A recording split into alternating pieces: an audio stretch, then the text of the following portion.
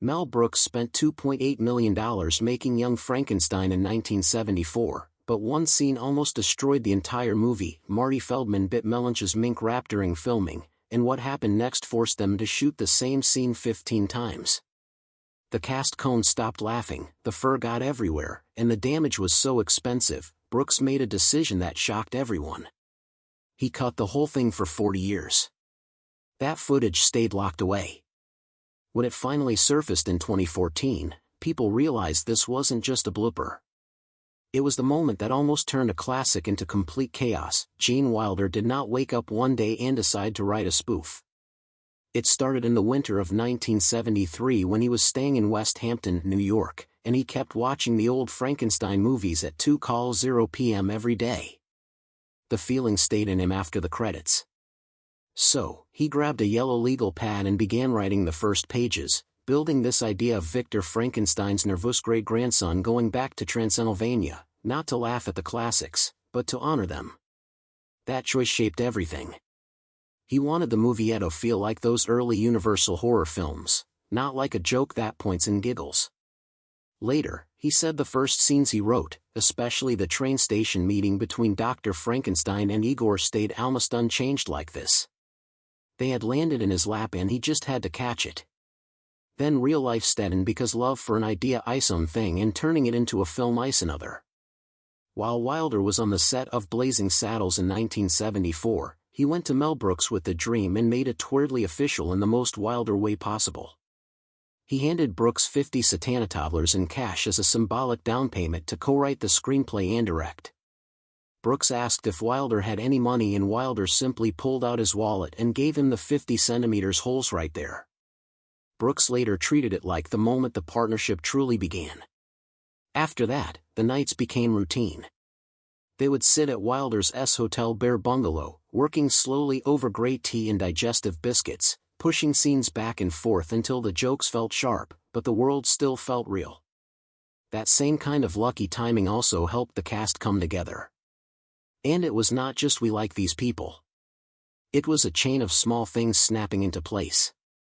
Wilder's agent Mike Medavoy represented Marty Feldman and Peter Boal at the same time.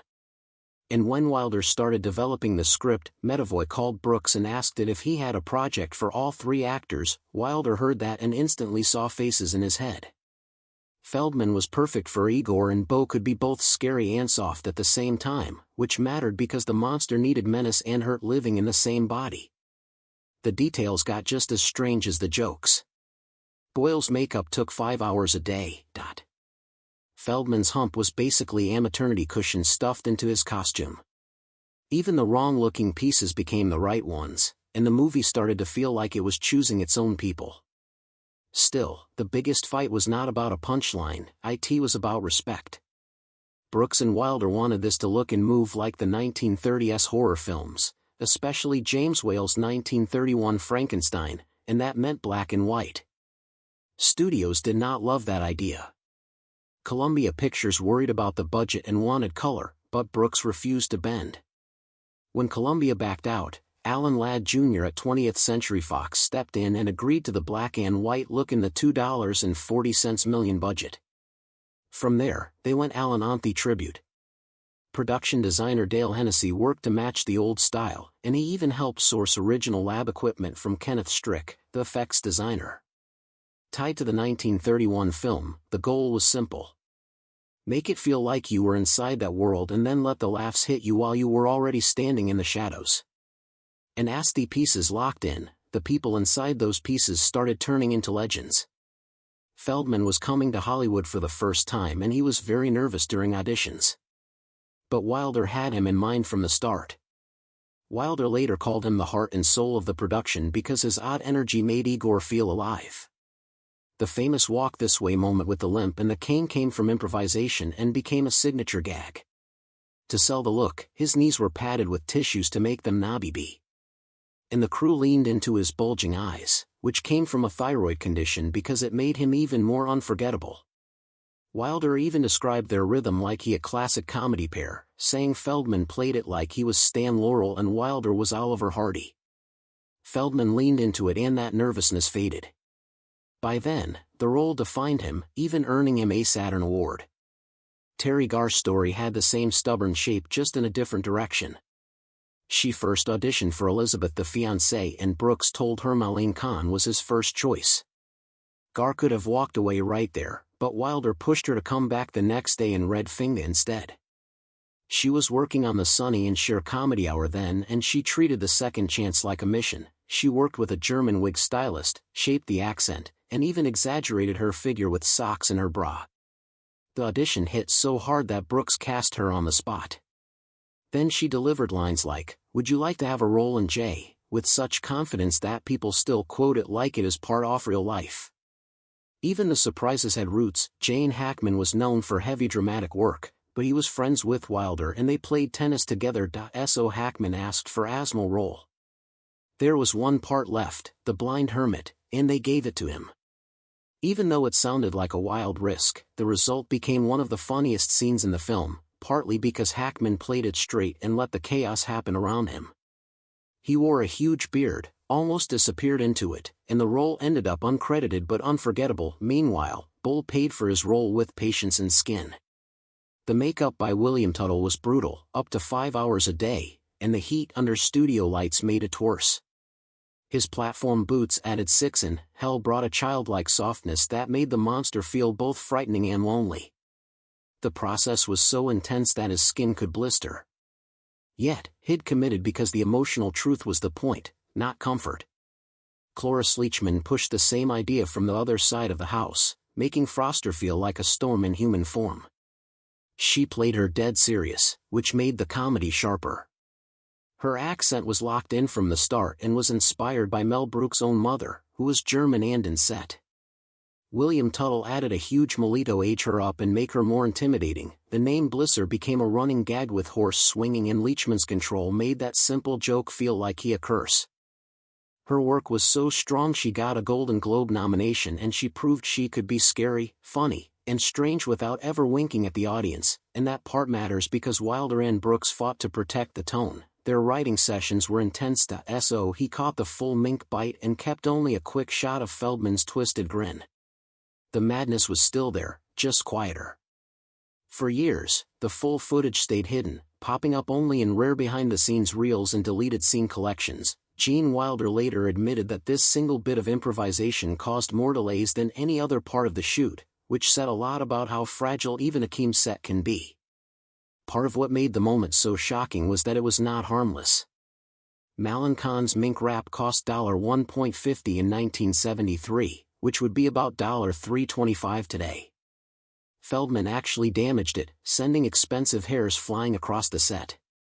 Khan joked about it afterward, reminding him those were real minks, but repairs still had to be made and nerves still had to settle. It showed how one impulsive choice could ripple through an entire production, forcing retakes, costume fixes, and a director's tough decision to protect the movie's flow. That same tension between control and instinct showed up again with Gene Wilder himself. When he arrived on set playing Dr. Frankenstein, he had a thin old Hollywood mustache that was never in the script. Mel Brooks did not like it at first. It clashed with the image he had in his head. But Wilder believed in it so strongly that he filmed key scenes twice, once with the mustache and once without it. When Brooks reviewed the footage, he changed his mind. He later wrote that Khan had never looked more handsome in the role. What started as a quiet disagreement turned into one of the character's defining features. A small detail that added charm and a touch of classic elegance to the performance. Improvisation kept shaping the film in unexpected ways. When Gene Hackman joined the cast as the blind hermit, the role was meant to be brief and simple. Still, Hackman asked if he could try a few ideas. During the scene, he suddenly delivered the line about making espresso, a completely modern joke that made no sense in the film's time period. The set exploded with laughter. Brooks loved it instantly and kept it in. The scene cuts to black right after, almost as if the film itself cannot handle the joke. That single line became one of the most remembered moments, proving that sometimes the funniest thing is the one that should not belong at all. While some actors played freely, others suffered quietly. Peterby spent hours each day buried under layers of prosthetics to become the monster. The makeup process took about 4 hours, trapping heat and glue against his skin under harsh studio lights. By the end of shooting days, his face often felt like height was overheating, sometimes it felt like the makeup itself was melting. Special effects teams even created fiberglass casts for the most dangerous scenes to protect him. It was exhausting and painful, but Bull pushed through, and the result was a monster that felt both terrifying and oddly human. And then there was Marty Feldman again, adding chaos in smaller ways. Igor's wandering hump was never written into the script. Feldman simply started moving it from side to side between scenes. One moment it was on the left. The next time it was on the right. The crew noticed, they laughed. Brooks and Wilder loved it and leaned into the joke. That shifting hump became a quiet visual punchline that rewarded attentive viewers and summed up the spirit of the whole production. Mel Brooks had big ideas for Young Frankenstein, and some of them were so wild they could have changed the whole movie in 1 second. One day, he reportedly tossed out a gag that sounded funny on paper but dangerous in the real scene. He suggested that Frankenstein's monster should speak his first words as a car grand impression. It was the kind of joke that would hit hard and fast and then swallow the mood right after. Gene Wilder heard it and stayed calm. He was a writer. He was the lead, and he was also protecting the tone with his life. So he did something quiet and clever. Had pretended to write the idea down as I loved it. But inside he hoped Brooks would forget it. And somehow Brooks did forget it. That tiny moment says a lot. Brooks loved big comedy that pushed the edge. Wilder wanted the jokes to sit inside the story without breaking the spell. He did not want the monster to become a cartoon the second he opened his mouth. He wanted the monster to feel human first. That choice mattered because it helped make room for moments where the monster's speech lands as funny and strangely touching at the same time, including the famous line saying, "Is I'm monster." And once you realize that, you start seeing the whole set as a place where balance was always under attack. It was a comedy, yes, but it was also a careful parody of classic horror. And even a shift could tip it into pure silliness. Brooks would push. Wilder would pull it back. Then the film would land right in that sweet spot again. Still, even when the tone stayed controlled, the set itself did not always behave. One of the most talked about moments happened during the mink biting scene with Marty Feldman and Mel Brooks. On camera, it was already funny. Behind the scenes, it turned into real chaos. Feldman kept biting the mink wrap and each time headed it forgot in his mouth. Then the laughter started, not polite laughter, the kind that wrecks a take. The kind that makes your face hurt. They reportedly had to shoot it again and again, up to 15 times, because the actors could not stop cracking up. The problem was every extra take came with a cost. Those were expensive period costumes, and the mink wrap itself was not just a prop, it was money. The wrap was said to $50 and it did not handle repeated biting well. The more it happened, the more it damaged the wardrobe and the more the production had to scramble. Time went, energy dropped, the laughter spilled into other moments. The crew had to clean up the mess and reset the scene again and again. In the end, Fat Blipper became legendary, but it was also too much to keep inside the final film. It was the kind of moment that could pull the audience out of the movie.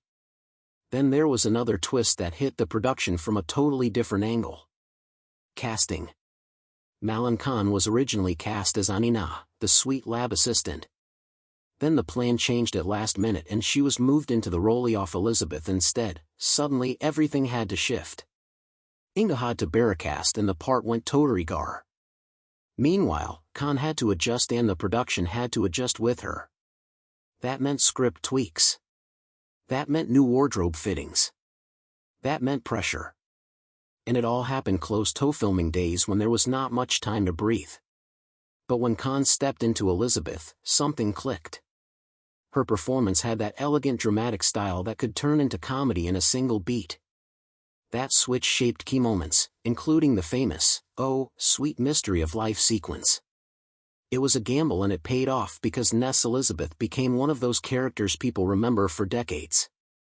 And right in the center of all of it was Gene Wilder himself trying to reshape his screen energy into something new. People already knew him as Willy Wonka, playful and dreamy, floating through scenes with a strange sparkle.